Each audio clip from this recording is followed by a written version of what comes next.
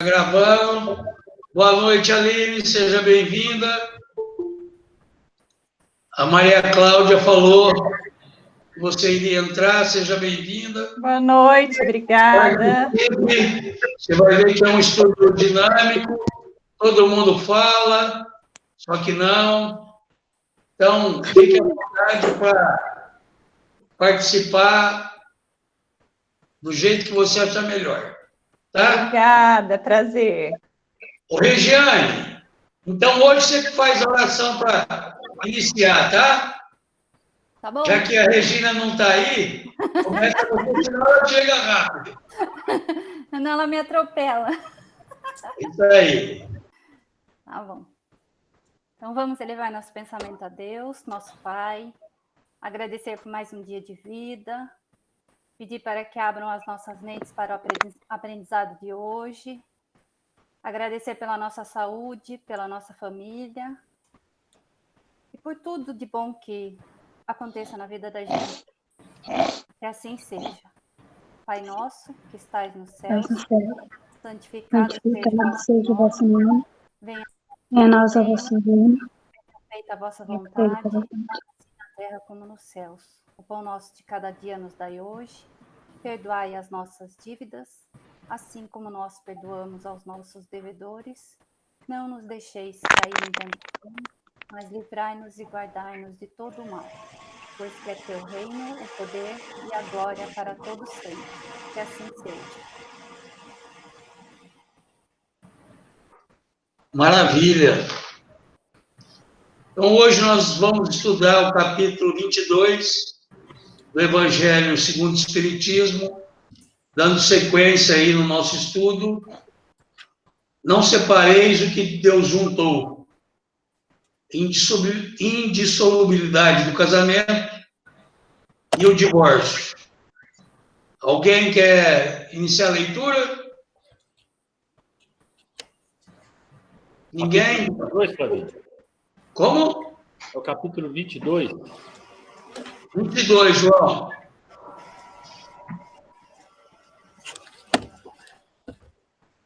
Então, eu vou ler o primeiro ponto aí, e aí a gente discute, e depois passa para o divórcio, tá? Insolubilidade do casamento. Os fariseus vieram também a ele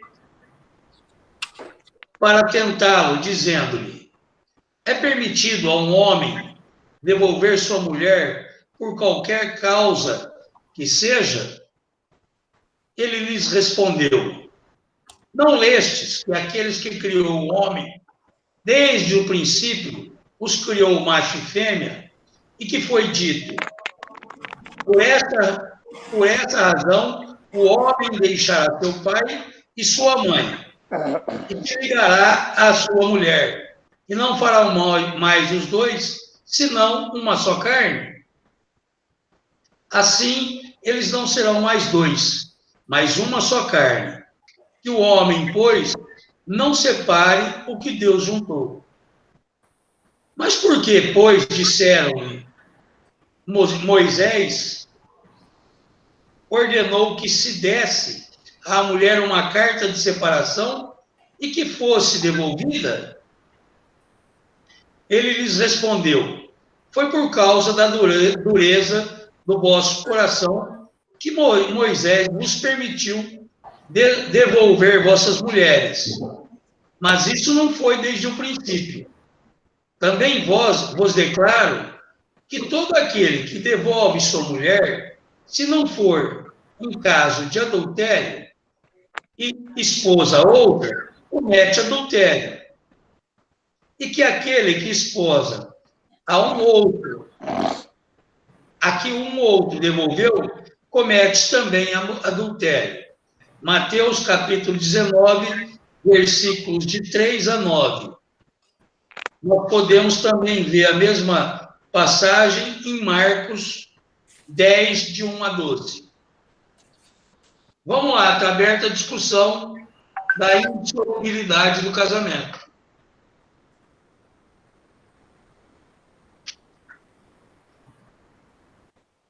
Vamos lá, Zezinho. João Batista perdeu a cabeça, por isso ele acusou veementemente o imperador da época, o tetrarca, de desposar a mulher do seu irmão. E por isso ele realmente foi detestado, porque ele disse uma verdade muito grande naquela ocasião. Ele falou realmente isso que está dizendo o Evangelho, e o imperador não gostou.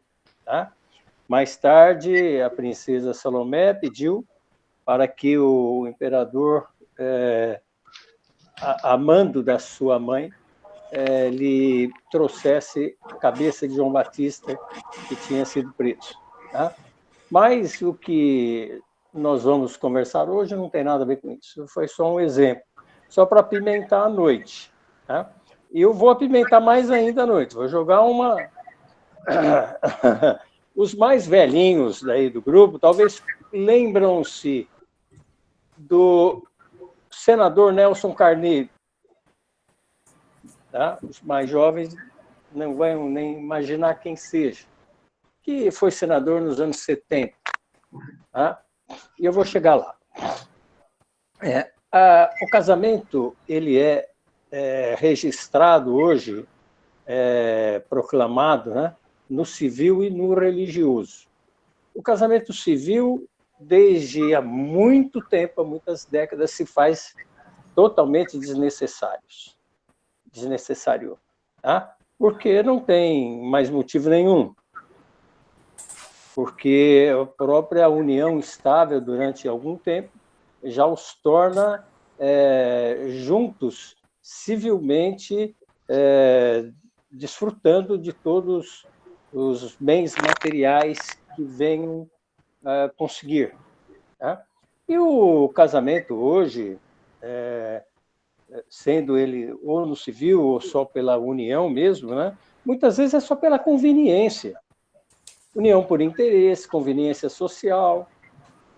É um casamento estritamente material, certo? Esse é um aspecto do casamento no civil. Não exige-se nada além disso, além do RG e CPF, alguma coisa assim, pagar alguma taxa, que é feito por um juiz de paz, que é nomeado ou concursado, seja lá o que for, mas é estritamente humano, material, é próprio da estrutura legal que vive o país, que vive essa situação. Até metade do século passado, o casamento era estritamente feito, aliás, era apenas reconhecido como sendo na Igreja Católica, apenas no católico.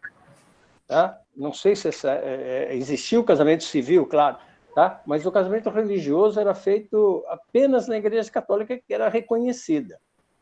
Tá certo? E a indissolubilidade do casamento, que é o tema, ele tornou-se um preceito constitucional na Constituição de 1934. Veja bem, estava previsto na nossa Constituição, legalmente, não se dissolve um casamento. Aí, na época de 60, com o movimento de libertação feminina, as coisas foram mudando, já houve alguma abertura em torno disso, e o divórcio foi instituído oficialmente como emenda constitucional desse senador que eu disse no começo, Nelson Carneiro, em 1977.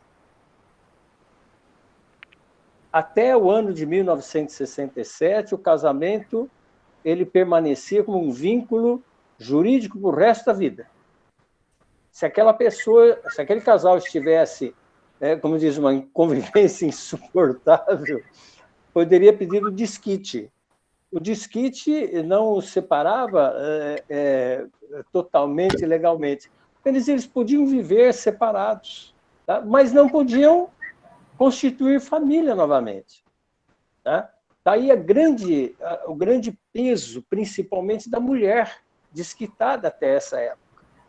E esse senador, eu aventei o nome dele, porque ele, por grande parte da população, era muito mal visto pela proposta que ele estava trazendo do divórcio, da separação legal e a possibilidade de constituição de família e prosseguimento da sua vida. Tá? Entendemos-nos. Tá? E o segundo parte, a parte religiosa, o casamento religioso. Eu disse, até a metade do século passado, o único o casamento religioso que era reconhecido era o católico. Tá? Mas também não é um casamento divino. É proferido por um padre, sacerdote, clérigo, com o sentido de unir pessoas em nome de Deus. Mas esse poder do padre, do clérigo, do sacerdote, foi conferido por outros homens mortais, graduados, através das hierarquias, das seitas, também seitas fundadas por mortais, por homens, por mulheres, por seres humanos que passam no processo evolutivo, que têm seus interesses, têm sua conveniência, seus dogmas, seus estatutos e tudo mais. Tá? Tanto que, por exemplo, existe um dogma na Igreja Católica, entre inúmeros outros, da infalibilidade papal no casamento, no catolicismo. O Papa é infalível, tudo que ele diz realmente é verdade, não pode ser contestado, porque ele é um enviado de Deus. Nós sabemos que, logicamente, não é, ele é um mortal como qualquer outro. Tá? E que, através dos bispos, dos padres, todos os clérigos, sacerdotes, é proferido um casamento. Tá? Concluindo, seja ele casamento civil ou religioso, não é um casamento de ordem divina. Como diz no Evangelho, aí, no item 3, o casamento de ordem divina é a união dos sexos para reprodução. Reprodução. A lei de reprodução. Existe necessidade de nós mantermos a nossa espécie humana, assim como todos os animais, assim como tudo que existe no universo, de manutenção das coisas que existem. E através da reprodução que nós estamos realmente trazendo outros seres, outras oportunidades para almas encarnarem nesse mundo de expiação e provas. Tá? Então, casamento de ordem divina é a união dos sexos para a reprodução. Ao dizer Deus, não sereis uma só carne, e quando Jesus disse, não separeis o que Deus uniu, essas palavras devem entender com referência à união segundo a lei imutável de Deus. A lei imutável de Deus, basicamente, é a lei de amor. Tá? Não digo amor como sendo paixão, como sendo apego sentimental. Isso não é amor, isso é outra coisa, isso é emoção. Amor é fazer o bem, é praticar o bem, é querer o bem a todos, a alguns, a maioria, tanto faz, tá? Mas o amor é dessa maneira, é fazer o bem, pensar no bem, é seguir o bem, é entender o bem como sendo a maior lei divina e a principal. Tá?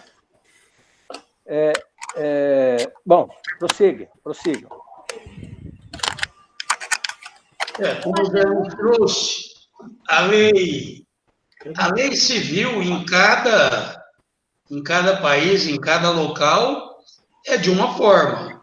Uma lei humana.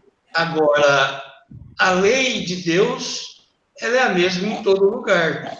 Ela é imutável. Então, como o Zé veio nos dar uma aula de direito, eu, o Roberto e o William ficamos aqui, ó, porque não é da nossa época, né, Zé? É verdade, epa! O Roberto fez 40 anos essa semana. Não se lembra disso. Flavinho. Lei do divórcio de 77. O William fez 45. Nós somos da lei do divórcio de 1977. Anterior a 77, me desculpa, eu não estudei, não vi. Eu sou testemunha. Conheci o Nelson Carneiro também. Eu sou testemunha. Pelo que eu li, pelo que eu entendi e ouvi, o divórcio já existia. Sueli. No Antigo Testamento, ele podia fazer uma carta e devolver a mulher. Era previsto. Tanto é que não estava em discussão o divórcio.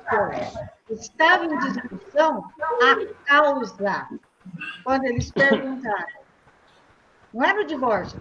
Por que existia o dote? O dote era para garantir o futuro da mulher. Certo?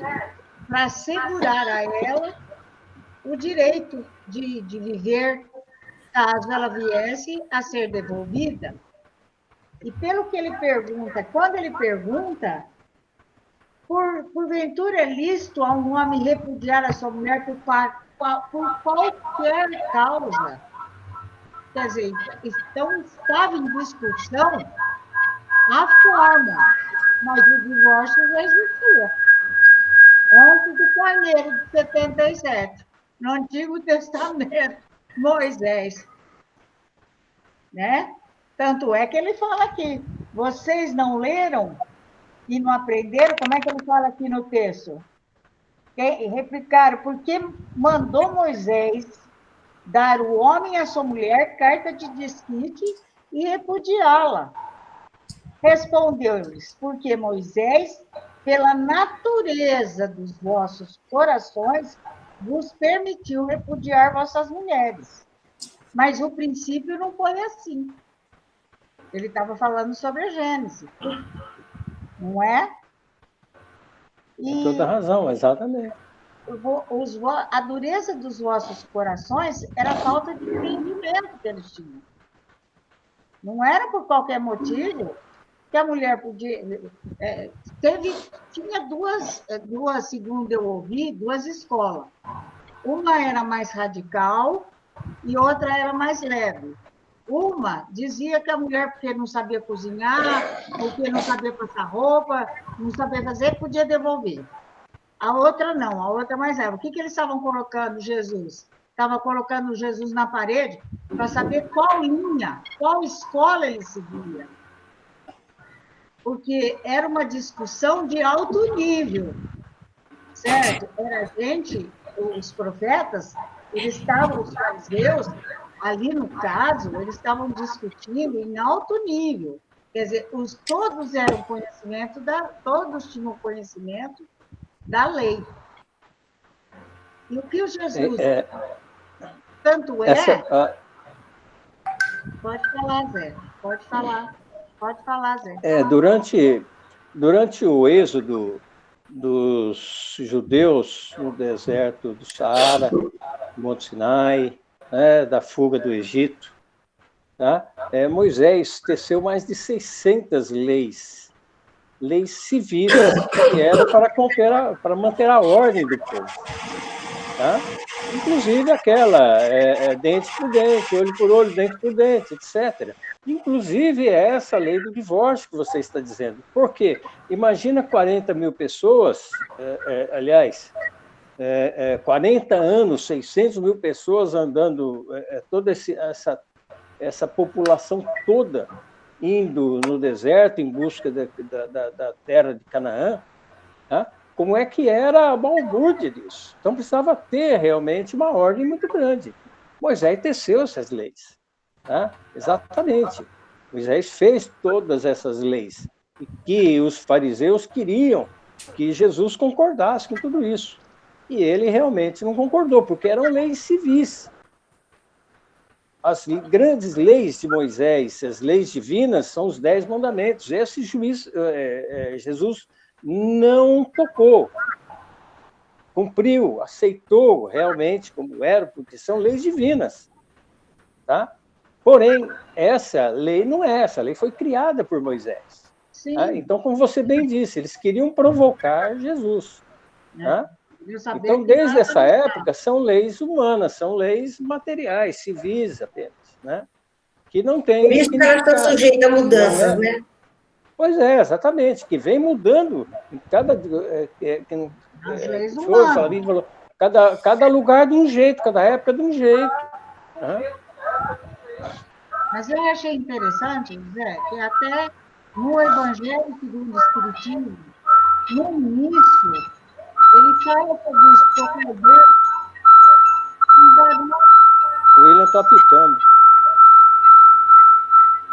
Alguém está dando interferência aí no canal do outro. Bom, eu achei muito interessante essa nota do Kardec, no início do Evangelho, quando ele fala: para bem compreender certas passagens dos Evangelhos, é necessário conhecer o valor de muitas palavras que são frequentemente empregadas nos textos e que caracterizam o estado dos costumes e da sociedade judia naquela época.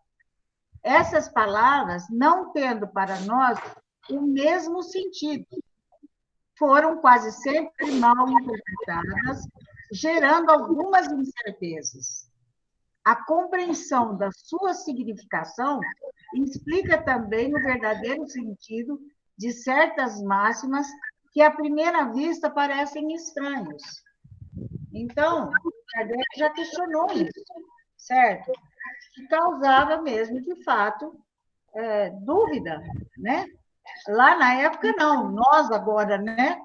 Na nossa atual conjuntura. E o que eu achei mais importante de tudo isso é que, nesse capítulo, não existe manifestação dos espíritos. Ela diz aí não. Então, isso aí eu vi também no Saulo. O Saulo fazendo. Mas é o único capítulo. Ele fala que é o único capítulo e não é. Eu não sei, mas eu achei interessante. Não há instrução dos espíritos. Sim. Mas é interessante, porque não sei se você ia complementar isso ou não, e ele coloca da seguinte forma: que os espíritos não têm tempo a perder. Nós regulamos, cabe a nós regularmos a lei civil, a lei dos homens. Em razão do quê? Exatamente do que o Zé disse lá no início. A lei de Deus é uma só, é a lei do amor. Ponto. Essa não tem que ser regulada por absolutamente ninguém. Ela é imutável. Sim, com certeza. Então, por isso que ele fala assim, ele brinca, né? E fala, às vezes os espíritos não têm tempo para discutir coisa, entre aspas, à toa, né? Que é um problema nosso, né? Sim, é um problema nosso. Exato. Vamos seguir em frente? Mesmo porque tem uma estatística muito severa em torno disso, sabe? A dissolução de casamentos em até 5 anos, principalmente na camada mais jovem, é de 30%. Então, não é um motivo para espírito nenhum, principalmente os elevados, ficar perdendo tempo mesmo. Sem dúvida. Porque o que aconteceu, né, Zé? Quando houve união, não houve maturidade. Né? Ele coloca isso também. Quando você tem um noivado, quando você namora, você não mostra o melhor que você tem. Aí você esquece que tudo vem no pacote. Tá? Então, aquele moço bonito, gentil, que abre porta, dá flores, depois se torna uma pessoa que vem contra o que você esperava, ele estava no pacote. Assim como a mulher também, né? Assim como a mulher também. Tudo isso se resume, né, Yerta, em imaturidade espiritual. Sim, com certeza. Maturidade espiritual. Por quê? Porque é um jogo de interesse, né, Zé? Não há o amor verdadeiro. Pois é, exatamente. Naquilo que Deus uniu, né? E o pior disso quando acarreta com uma gravidez precoce, né? Sim, as consequências, né? São consequências de uma irresponsabilidade e de uma imaturidade. Não é? Nós não podemos nos esquecer que o próprio Kardec também nos traz no Livro dos Espíritos, na parte 4ª, capítulo 1º, das penas e dos gozos terrestres, a questão das uniões antipáticas, da questão Da missão? Da missão, não. Do resgate. Da não é resgate. Ele coloca na questão 939. Uma vez que os espíritos simpáticos são induzidos a unir-se, ou seja, eles são simpáticos, existe um amor. Não o amor carnal, como o Zé colocou lá, que é desejo. Não. Como é que entre os encarnados, frequentemente, só de um lado há afeição, e o que o mais sincero amor se vê acolhido com indiferença e até com repulsão? Como é, além disso, que a mais viva afeição de dois seres pode mudar-se em antipatia e algumas vezes mesmo em ódio? E aí vem a resposta dos espíritos. Não compreendes, então, que isso constitui uma punição, se bem que passageira? Depois, quantos não são os que acreditam amar perdidamente, porque apenas julgam pelas aparências, e que, obrigados a viver como as pessoas amadas, não tardam a reconhecer que só experimentam um encantamento material. Não basta uma pessoa estar enamorada de outra que lhe agrada e quem supõe belas qualidades. Vivendo realmente com ela é que pode apreciá-la. Aquela história, né? Vocês falam que a Claudinha é uma gracinha. Vem viver com ela. Vem. Também há muitas uniões que, a princípio, parecem... Conviver não é fácil. A nunca serem simpáticas, mas que, quando os dois seres que se constituem se estudam e se conhecem bem, acabam por votar-se duradouro e tenro amor, porque assente na estima. Cumpre não esquecer de que é o espírito quem ama, e não o corpo, de sorte que, dissipada a ilusão material, o espírito vê a realidade. Duas espécies há de afeição, a do corpo e a da alma. Acontece com frequência tornar-se uma pela outra. Quando pura e simpática, a afeição da alma é duradoura. Efêmera a do corpo. Daí vem que, muitas vezes, os que julgavam amar-se com eterno amor passam a odiar-se, quando a ilusão se desfaz. Correto. E aí, O sentimento, o amor ou qualquer outro tipo de sentimento é espiritual. Material é emoção. Emoção existe nos animais, nas plantas não, na sensação, né? Mas nos animais, de modo geral, em todos eles, existe a emoção.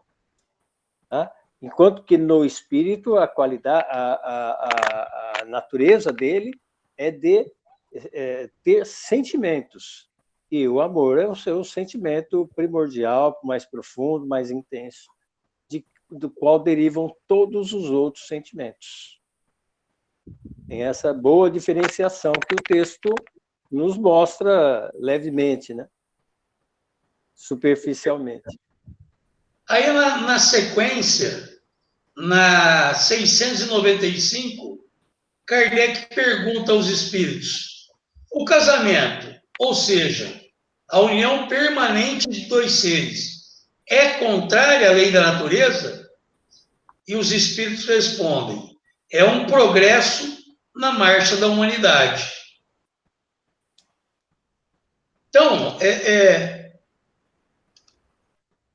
nós temos que encaixar tudo isso, porque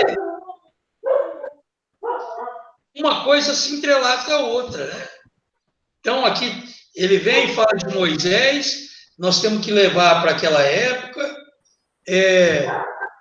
Hoje, cada lugar tem a sua lei, cada país vê de uma forma, mas a lei do amor é uma só. É universal, é imutável. Como o Zé falou, o casamento tem que vir, o casamento, a união, a reunião de duas pessoas com o intuito da reprodução, que é a continuidade da vida. O que é material acaba. Acaba. É interessante que a gente não... Bom, pelo menos eu estou falando, eu não tinha esse entendimento. O que Deus uniu, o homem não separa. Né? É gozado, porque a gente, quando fala o que Deus uniu, a gente sempre se reportava à união, à lei humana, pelo menos eu, você entendeu?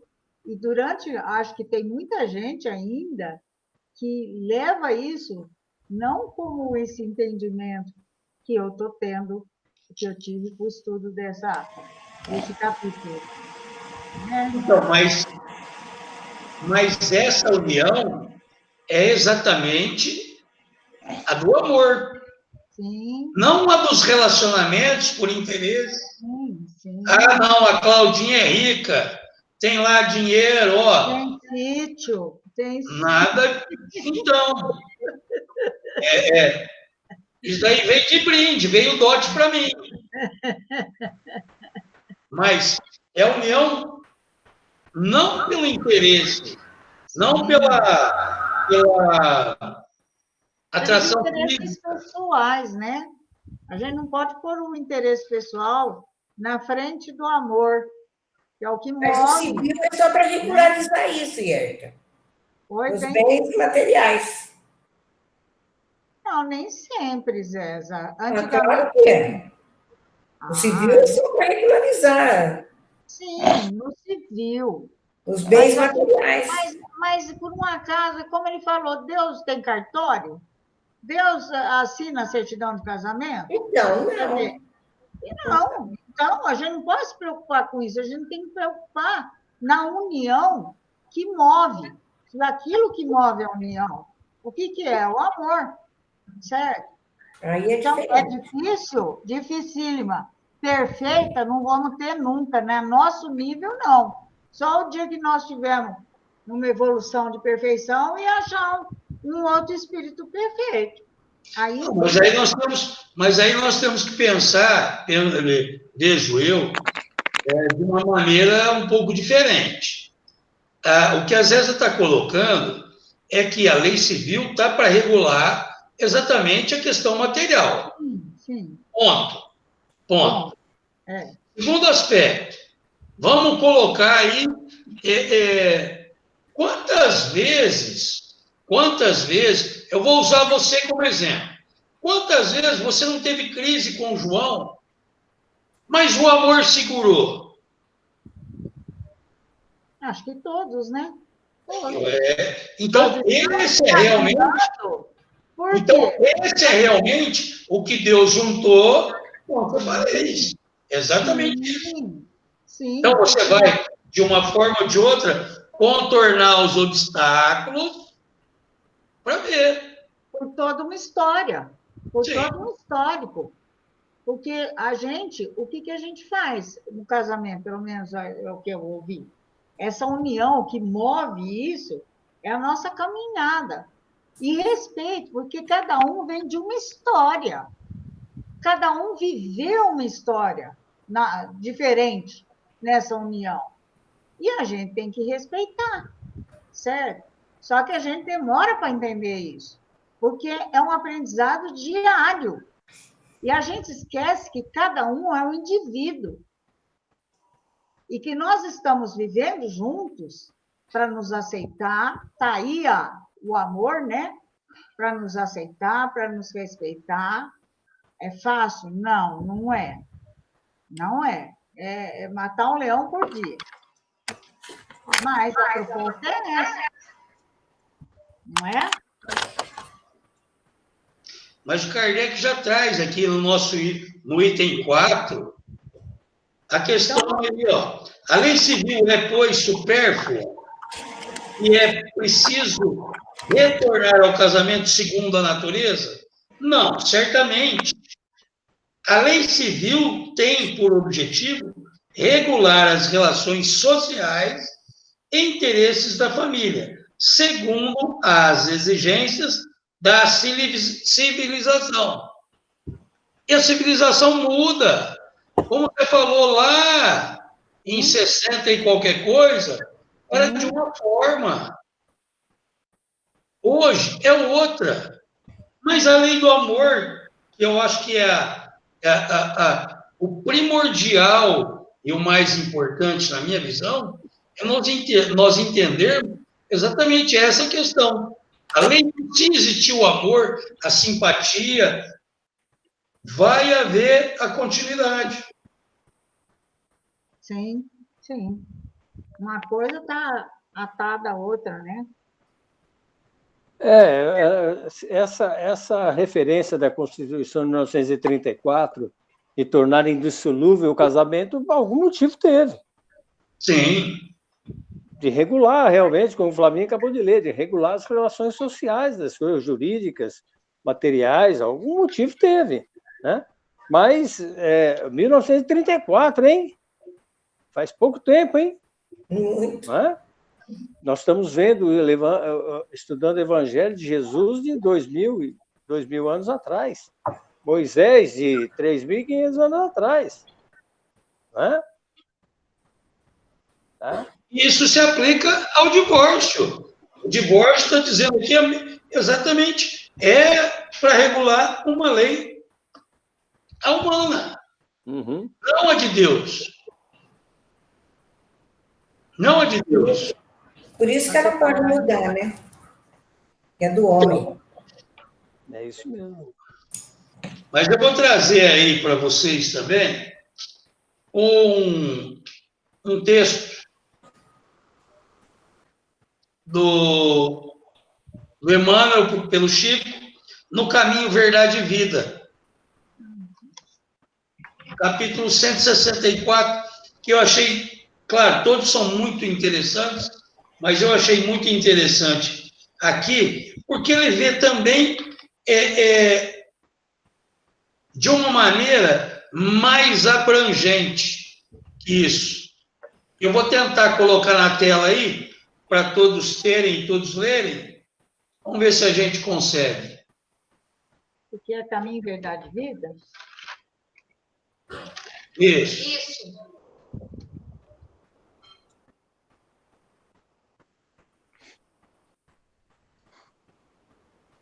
Estão vendo aí? Não apareceu ainda, Flavinho. Ainda não.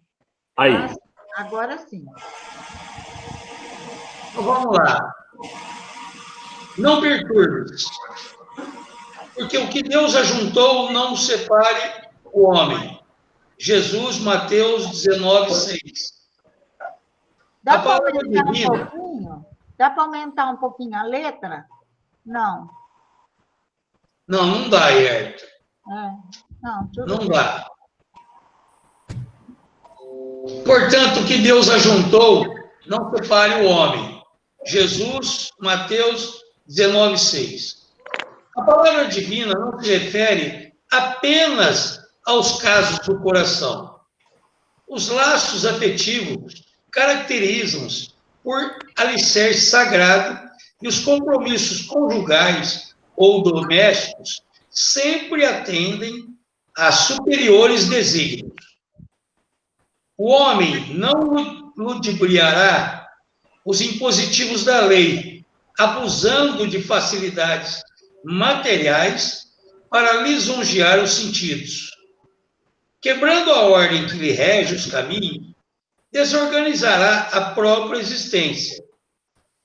Os princípios equilibrantes da vida surgirão sempre, corrigindo e restaurando.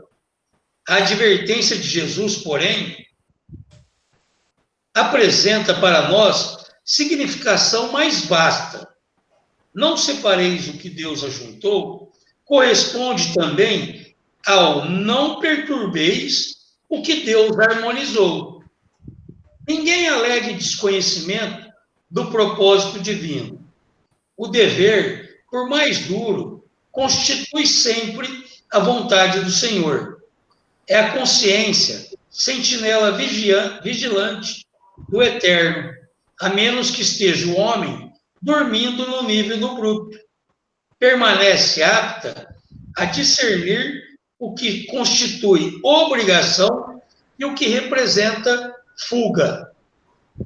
O Pai criou seres e reuniu-os. Criou igualmente situações e coisas, ajustando-as para o bem comum. Quem desarmoniza as obras divinas, prepare-se para a recomposição.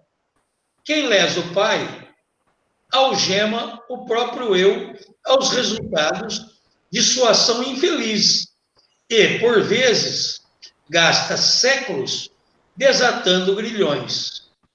Na atualidade terrestre, esmagadora percentagem dos homens constitui-se de milhões em serviço reparador, depois de haverem separado o que Deus ajuntou, perturbando com o mal o que a providência estabelecera para o bem. Prestigiemos as organizações do justo juiz, que a noção do dever identifica para nós em todos os quadros do mundo. Às vezes, é possível perturbar-lhe a obra com sorrisos, mas seremos invariavelmente forçados a repará-las com suor e lágrimas.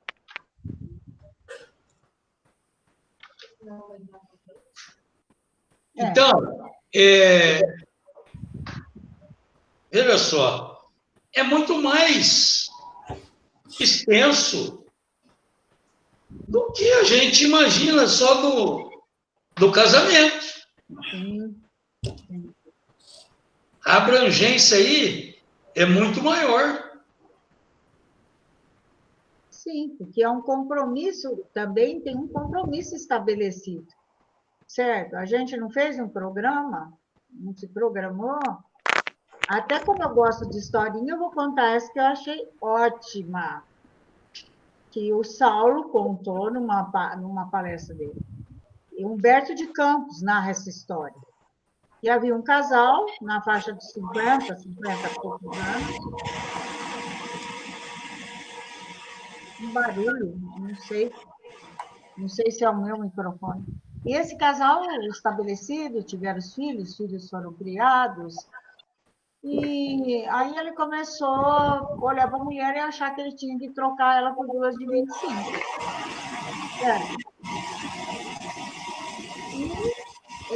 Por quê? Porque quando você tem compromisso, nós vamos ter influências, assim como nós temos, diárias, interferindo nos nossos compromissos assumidos. E encontrou uma jovem que viu que ele tinha dinheiro, é óbvio, e ele viu na jovem as suas paixões. E começaram ter interesse por outro. A espiritualidade, por sua vez, ficou muito preocupada. Como é que nós vamos fazer, meu Deus? Estão caminhando para uma missão que já deu certo. Foram perguntar para o mentor, que o mentor é sempre alguém que tem mais experiência. Como é que a gente faz com isso, com essa situação? Vai se perder tudo que se conquistou? Aí o mentor falou, tem um remedinho simples. Aí, Qual? Uma doença. Vamos dar uma doença para o marido, que é o remédio. O que aconteceu? O marido caiu acamado. A jovem não tem paixão que resiste à doença de velho. Ela se mandou, é óbvio. Para quem sobrou? Para a esposa. que viu naquilo, e ele viu na esposa, aquele compromisso assumido que eles tinham feito, quer dizer, inconscientemente, né? E valorizando tudo que eles haviam passado junto. Então, quando existe o compromisso que foi assumido e a responsabilidade, existe a ajuda espiritual. Está aí o Espiritismo, que não nos deixa mentir, né? Que vive nos ajudando em todos os momentos. Eu achei muito interessante isso. Gente... Pode falar, Zezinho. Pode falar. Eu acho que 2 pontos que nós não podemos esquecer nessa nossa conversa. Tá? O primeiro deles é de que esse casamento divino que se refere o texto não é o nosso casamento que nós estamos debatendo até agora.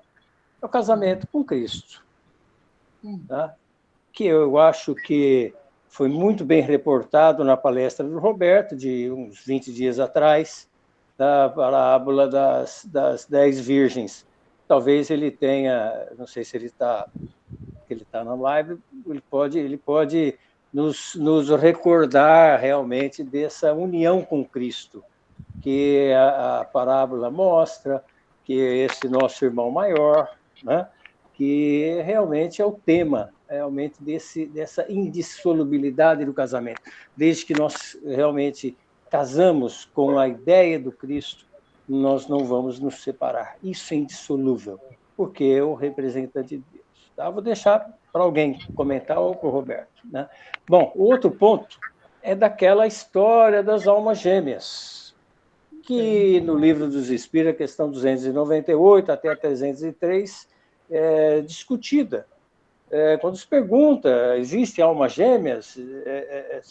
Deus criou duas almas idênticas para se encontrarem no futuro, né? Que realmente não é nada, é uma grande bobagem isso tudo, né? Tá? O que é as almas gêmeas que realmente podem formar um casamento do nível material, do nível terreno que nós estamos aqui, é a simpatia, como a questão diz. A simpatia que atrai um espírito para outro resulta na perfeita concordância dos seus pendores e instintos. Ele completa assim: se um tivesse que completar o outro, perderia sua individualidade. Opa, aí então cai por terra toda essa imaginação que existam almas gêmeas, almas que são realmente umas dadas às outras, que mais cedo ou mais tarde vão se encontrar e vão se tornar inseparáveis e se completar. Tá? Então, se ela é incompleta, ela não tem individualidade. E nós sabemos que a natureza dos espíritos, criados simples e ignorantes, as suas atribuições é individualidade, imaterialidade, imortalidade, imaterialidade, né? Reencarnação, evolução, comunicabilidade, que são esses atributos da natureza do espírito. Essa individualidade não vai deixar de existir. Não tem jeito, porque se é imortal, criado simples e ignorante, única, unicidade espiritual, essa vai ser sempre, ele vai ser sempre para toda a sua a vida, não, né? Para toda a sua existência, para sempre, né? Mas eu não estava me referindo a almas gêmeas, eu não falei de você, eu falei de um ponto que está. Sim, eu só estou fazendo uma colocação. Eu quis fazer uma referência a nosso projeto reencarnatório, certo? Só isso. Não é com relação, porque eu também não acredito na alma gêmea. Fala, Roberto. Tá quietinho aí, menino? Só estou aprendendo, só. Ah, tá. Alguém pode me explicar esse encontro para resgates? Esses casamentos, encontro para resgates. Porque existe isso, né? Ou não? Na verdade, eu ia puxar um gancho exatamente sobre isso, né? Nós não podemos nos esquecer, né, Eu acho que, assim, a primeira coisa que foi interessante aí, foi dita pelo Chamelete, é exatamente essa questão do sentido do casamento aí, que é dado, né, na fala de Mateus, né, que, na verdade, essa indissolubilidade, o que Deus uniu, o homem não separa, é exatamente essa união com o Pai, né, com Jesus, nosso mestre, né, através das leis, né, das leis divinas, né, que estas, sim, são leis imutáveis, né, as leis, todas as outras são leis mutáveis, e aí vão se ajustando de acordo com o nosso processo evolutivo. Então, esse é um ponto que tem que ficar muito claro, né? Eu acho que foi bem lembrado pelo Chamelete aí. Mas se a gente, de qualquer maneira, se reportar à nossa união aqui na esfera terrena, né, aos nossos casamentos aqui na esfera terrena, e aí, sem entrar muito no aspecto histórico da parábola, né, em si, mas sim transportar isso para a nossa realidade espiritual, vamos dizer assim, né? É óbvio, nós temos que partir de uma premissa, primeiro, assim, extremamente importante, e isso pode parecer um pouco chocante. Nós não sabemos o que é amor. Na verdade, nós não sabemos nem amar. No atual estágio que nós nos encontramos, o que nós chamamos de amor é outra coisa. O amor divinal, o amor divino, o amor de Jesus é algo sublime, é coisa sublime. Nós não temos nem noção do que seja, né? Então, esse é um ponto que também precisa ficar claro, né? E que pode parecer chocante, né? Se a gente não tem esta condição ainda de amar, porque a gente não sabe, mas nós precisamos aprender, né? E como é que nós aprendemos a amar? Né? É vivendo em um matrimônio, né? Vivendo num relacionamento familiar e principalmente num relacionamento matrimonial. Partindo dessa premissa, nós não podemos esquecer que na esfera terrena, no atual estágio evolutivo que nós nos encontramos, a grande esmagadora das uniões matrimoniais que ocorrem aqui não se dão por acaso. Não se dão por acaso. As uniões não se dão por acaso. E se não se dão por acaso, são, digamos assim, programações que foram feitas por nós, se tivermos condição de fazer isso, ou foram impostas por espíritos superiores. O fato é que estas uniões são uniões extremamente difíceis, na grande maioria das vezes, mas é o lugar onde nós vamos nos redimir, tá? É o lugar onde nós vamos nos burilar para que a gente possa sublimar a nossa alma e entender realmente o que seja amor. No livro Consolador, na pergunta 188, as pessoas, né, porque isso aqui é perguntado para Emmanuel, né, pergunta como devem proceder os cônjuges para bem cumprir seus deveres. Pergunta 188 do livro Consolador. Emmanuel começa assim, ó, o matrimônio, muito frequentemente, na Terra, constitui uma prova difícil, mas redentora. Tá? Então, aqui, é nessa união, né, que nós vamos encontrar, sim, por mais difícil que seja, e isso vale para todos nós, né, é onde nós vamos encontrar a nossa reconciliação lá do passado, é onde nós vamos encontrar o nosso burilamento, né, para a sublimação da nossa alma, né? E é óbvio, né, que Deus, na sua sabedoria infinita, na sua bondade infinita, né, ele não, em momento algum, ele vai instituir princípios violentos, né? Não há na lei divina nenhum princípio violento. E Chico dizia o seguinte, ó, se os bancos, né, que são os bancos aqui na Terra, te concedem moratória, não obstante, te cobrem juros, né, escorchantes, né, mas te concedem moratória, se o Pai, que é amor, não vai te conceder uma moratória, ou seja, se você não está dando conta, né, de viver naquela relação matrimonial, e isso vai, obviamente, redundar para uma coisa muito mais grave, uma agressão, para um homicídio, para um suicídio, ou seja lá o que for, mais coisas graves, é muito recomendável, e a doutrina endossa isso, o divórcio. Né? A doutrina vai, a espiritualidade vai endossar esse divórcio. Mas não se pode incentivar o divórcio. Não se pode entender que, por qualquer circunstância, se deve divorciar. Ao contrário, nós espíritos temos que ter consciência de que nós estamos numa união, né, que é uma união para nós burilarmos o nosso sentimento, para nós sublimarmos a nossa alma. Né? E é um exercício diário, sim. Né? É um exercício diário. Né? E isso é importante para o nosso progresso. Então, não é no primeiro probleminha que você teve, porque o seu companheiro, a sua companheira não te tratou bem naquele dia, ou não fez o que você queria, né, ou fez alguma coisa que não te agradou, que você diz, na minha vida não dá, né, eu não posso viver desse jeito e vou me divorciar.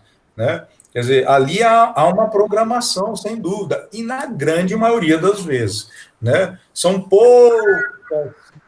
poucos espíritos, como o próprio Zé disse, que podem ser, e inclusive eu acredito o seguinte, que essa questão de alma gêmea são espíritos tão sublimados que nem reencarnar na Terra reencarnariam. Você tem espíritos muito afins, sim, né, mas que vêm com uma programação de fazer alguma coisa em benefício de nós outros. Né? Isso mas são raros espíritos, né? São muito difíceis. Né? A grande maioria dos relacionamentos são relacionamentos que envolvem, sim, essa questão de uma luta diária, né? De um aprendizado diário aí. Então, assim, a gente precisa estar muito atento para esse tipo de coisa, né? Quer dizer, naquele livro de esperança, né? Que é do Chico Xavier, né? Que é do Emmanuel, escrito por Emmanuel, né? Então, tem um capítulo aqui, que é o capítulo 76, capítulo 76. Numa parte aqui, o Emmanuel vai dizer o seguinte, ó, divórcio, retirada, rejeição e demissão, às vezes, constituem medidas justificáveis nas convenções humanas, mas quase sempre não passam de moratórias para resgate em condições mais difíceis, com juros de escorchar. Quer dizer, você está querendo, pelo primeiro probleminha que você teve aí, você está saindo fora, você vai ter que voltar de novo, velho. Ele vai ter que ser com aquela pessoa de novo, e às vezes a pessoa vai estar numa situação muito superior à sua, e você não vai conseguir entender, ou a pessoa vai estar numa situação muito mais difícil ainda, né, por conta das atitudes que você teve, né, e a prova vai ser mais complicada. Né? Então, é preciso ter isso em mente, né? Perfeito. Perfeito. É isso aí, pessoal. Estamos chegando aí já no nosso horário. Acho que foi bastante produtivo.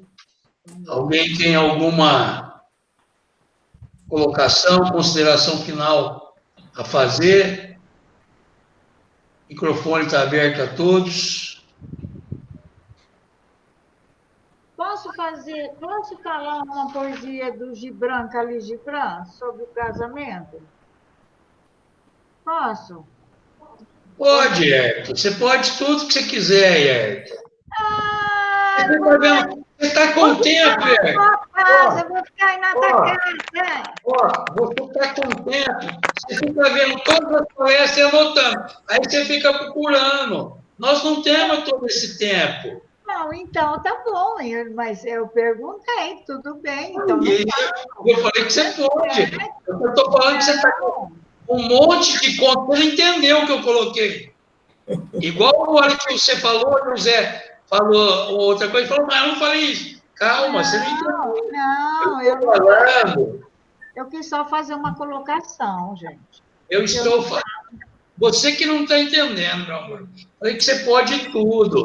Eu só estou dizendo que você está com um conteúdo maior que o de todos, porque você está em casa. Você vê, você tem tempo de ir lá buscar. Não falei que não estou retrucando para você não fazer, pelo contrário. Nós queremos escutar. Tá bom, então vou falar. Fala. É um texto do Gibran Khalil Branco, eu gosto demais. Então, a Almitra falou no seguinte, disse, e quanto ao casamento, mestre? E ele respondeu dizendo, nasceste juntos e juntos ficareis para sempre. Estareis juntos quando as asas brancas da morte acabarem com os vossos dias. Estareis juntos mesmo, na memória silenciosa de Deus. Mas que haja espaços na vossa união e que os ventos celestiais possam dançar entre vós. Amai-vos um ao outro, mas não façais do amor uma prisão.